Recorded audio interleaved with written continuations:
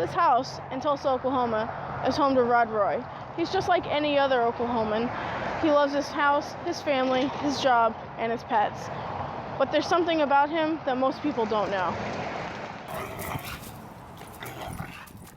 I caught up with Rod and his husband Jesse while they were preparing Thanksgiving dinner for their family. Although Rod is thankful for the family he has around the table, he's always felt a void from someone missing. Ronald Roy was born on March 30th, 1942. He grew up in Michigan and then joined the Navy.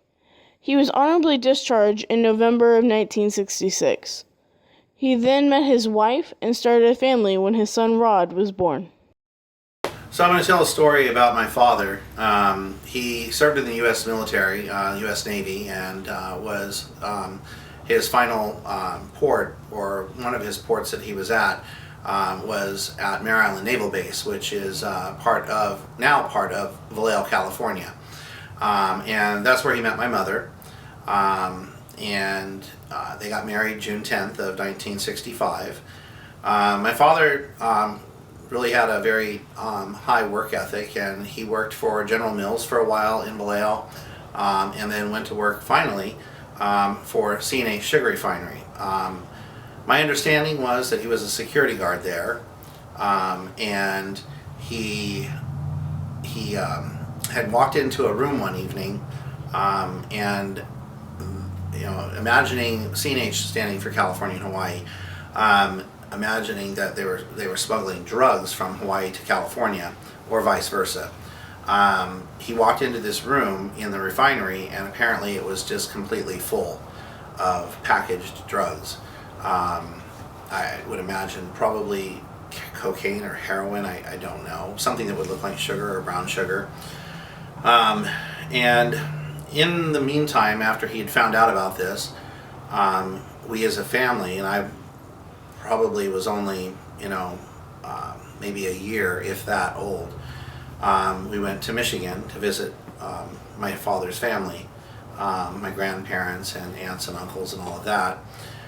And my father was aware of the predicament that he was in. He hadn't gone to the authorities yet, but he actually shared with my grandparents and family that the circumstances, and that what I was told later was that he told my grandparents that if anything ever happened to him, that he wanted them to raise me.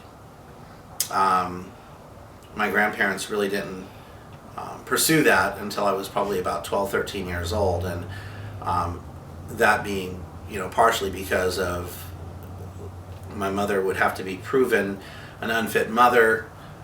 It would be very difficult for them to get custody of me. But at the age of 13, you can decide where you want to live and who you want to live with, and the judge will listen to you. And so they proceeded with that at that time. So going back, my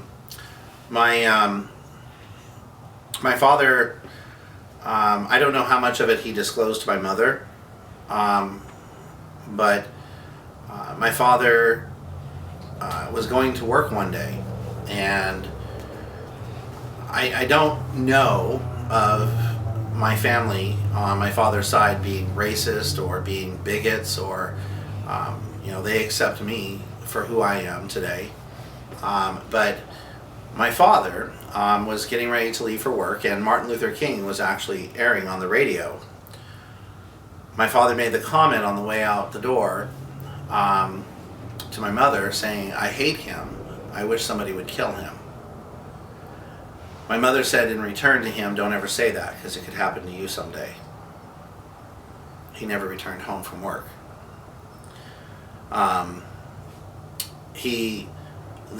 From the story that I've been told, from the court proceedings, from my grandmother, my mother's mother, and my mom, is that he'd gone to work, and on his way home from work, he stopped at a local tavern, bar, and he wasn't really a drinker or a smoker. He had an awesome pipe collection, but it was more of a hobby than it was, but he stopped there, and parked in a way. I understood that he had parked it in an alley, and a car pulled out in front of him when he was leaving the establishment. A car pulled out in front of him and another one behind him, basically blocking him, preventing him from leaving. He recognized the men, and begged and pleaded with them, for them not to kill him, not to hurt him, that he wasn't going to go to the cops, that he would keep his mouth shut. They knocked him out hard enough that he had contusions on his head, that his head bled. There was later the police did find blood in the trunk. They took his body after knocking him out, and they put him in the trunk of his own car, and they drove his car and their cars to an area of Vallejo called Carquinez Heights. And there was 3 men and 1 girl. The girl was a girlfriend of one of the men, and later, as the story from my understanding goes, is that she turned state's evidence, and that's how everything came out in court. Basically, the men all took turns shooting him in the head, so all would be equally blamed. No one would be actually pinned for the murder, no individual. And she had a child, a boy, I believe, and her mother worked at a local grocery store in Vallejo. Her mother, she did have to go to prison for about a year, but her mother took care of her child while she served that 1 year. The men were, all 3 of them were sentenced to life in prison in San Quentin, in California, and they served 15 years. At the age of 16, my father being, I was 1.5 when he was murdered. He was murdered December 7th, 1967, the same day Pearl Harbor was bombed. Not the same year, but they served 15 years. When I was 16 years old, they were released, from my understanding. They weren't allowed into Solano County, Fairfield, California being the county seat, but Vallejo being in that county. And yet my grandmother had found out through one of her sons, my Uncle Al, that one of them was in Vallejo driving a taxi cab. At that time in my life, I was kind of living the black sheep lifestyle. I don't know what you would want to say about that.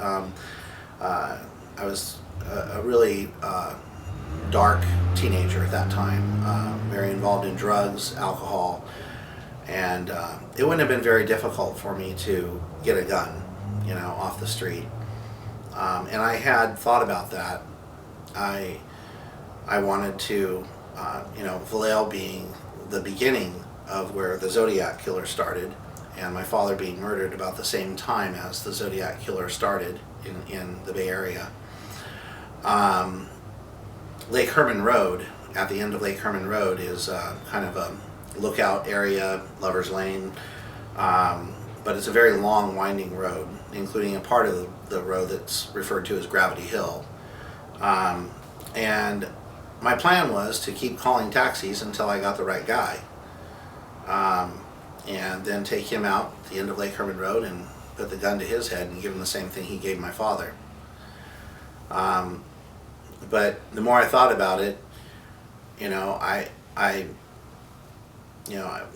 some of you may disagree or agree with this part of my statement here, but regardless, I believed in God wholeheartedly, and regardless of what I was doing in my life, I still had that belief and that faith, and I believe that God would not have approved of me doing that, and that I would be no better than they were, the men that did this to my father, and that my father would be looking down on me, and not very proud of what I had done.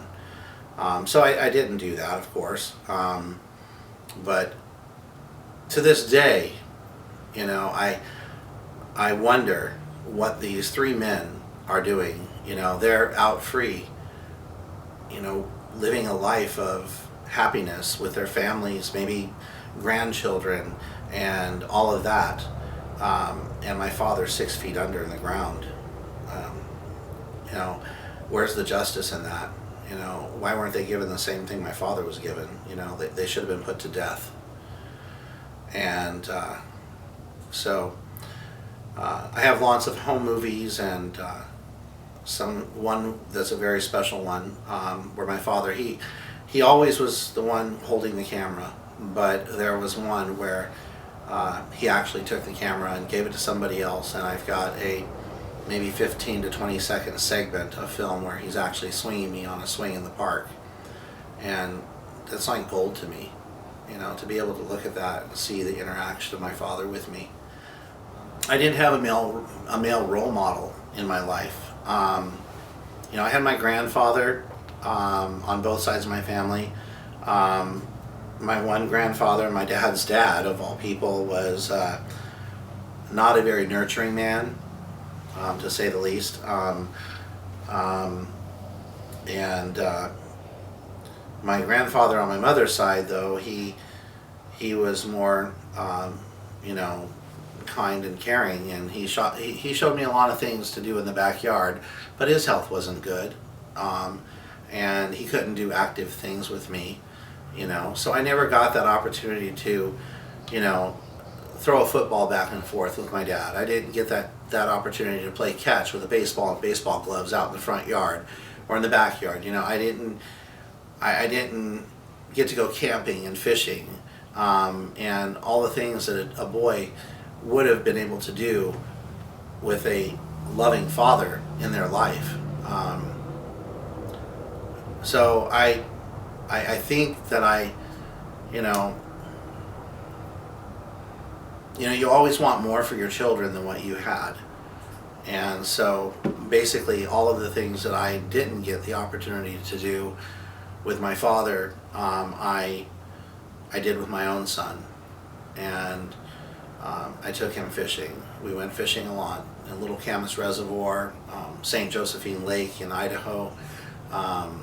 We went camping many times. In fact, our first camping trip, he was only 1.5 years old, the age I was when my father was murdered. And we used a little one-man raft, blow-up raft, a little one, that we basically put blankets in and everything and made it as a bed for him in the tent.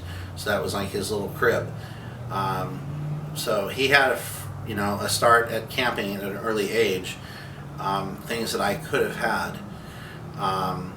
And I always wanted, my son to have everything that I went without.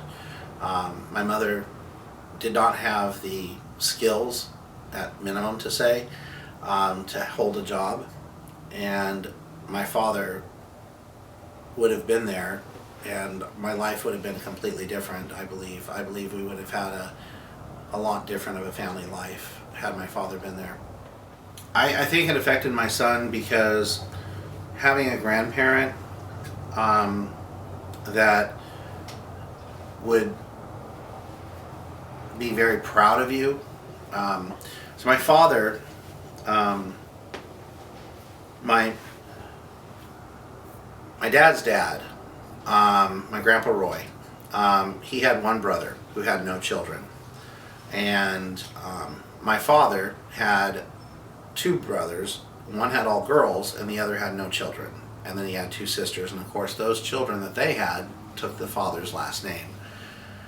So I was the only one to carry on the family name, and I jokingly told my son, that was the high point of my life, was that my son was born, that I had a boy, because I had finally, my father wanted to name me after himself, but my mother didn't like that for whatever reason.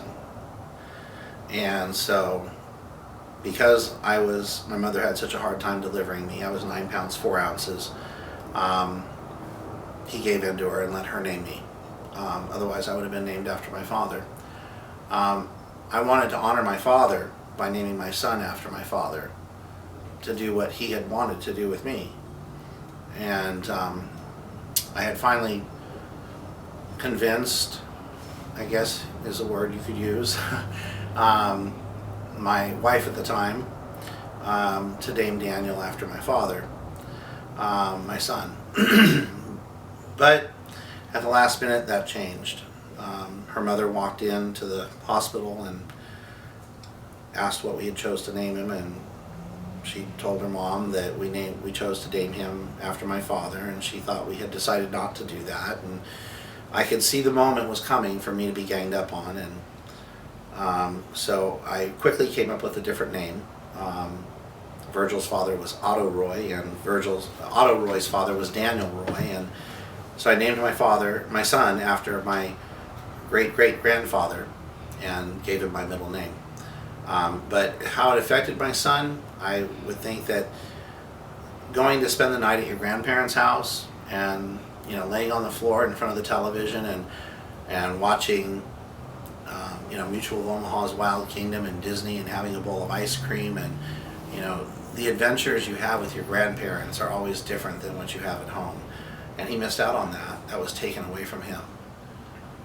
And so he got some of that with his mother's parents, but they were mostly absent from his life, because as he grew older, he began to take on a look that they didn't approve of. Yet he was still the sweetest soul you could ever want to know. Rod's husband Jesse sees another long-lasting effect. He will bend over backwards for his son, and I think because of him not having his own father, that's led him to be like that. I know a lot of fathers still do that, but I think more so for him, it's more important to him. With such a priceless individual being taken from my life, from my son's life, and from my grandchildren's life, from that being taken away from them and from me, and knowing that these men were released, I've always wanted, and I don't know what good would come of it, if any, just to bring me closure maybe, would be to find these men and meet them and confront them, and just let them know that that I'm here, and you took my dad away from me, and regardless of the fact that you've served time, you still have a higher power to answer to someday. And depending on their response, I know that I need to forgive them, and because that is something that I can say I do. I can say I forgive them, but actually saying it to them would be the main hurdle to get over. And in some way, this film finds its way somehow, some way, whether it's put on YouTube, the internet, or whatever, that it finds its way to them. And that would be close enough to closure, I think. For O State TV, I'm Rachel Rich.